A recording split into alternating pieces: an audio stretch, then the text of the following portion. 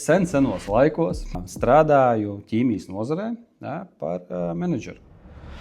Tātad pirmā firma man bija Starchems. Starchemā bija ļoti interesanti, jo šī nozara man bija pirmā manā dzīvē vispār saistībā ar ķīmiju. Es nekad dzīvē neesmu ķīmiju mācījies. Es skolā ķīmiju vispār nemācījos. Un tagad ieiet ķīmijas nozarē un saprast visu tos sārmas, skābes, pH līmeņus, aktīvās vielas un viss pārējais, kas ko ietekmē, kur drīkst, ko nedrīkst, uz kādām virsmām. Tas viss ir diezgan interesanti, un tas man diezgan aizrāva.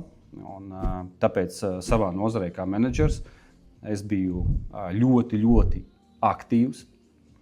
Mēģināju izzināt līdz pēdējiem, ar ko tas viss saistās un kā viss darbojās. Bet vēl pats interesantākais bija tas, kad bija foršs īpašnieks Starchemā, kurš bija palielam kā mentorings man šajā jomā, kurš ieveda mani tiešām ļoti dziļi tajā visā.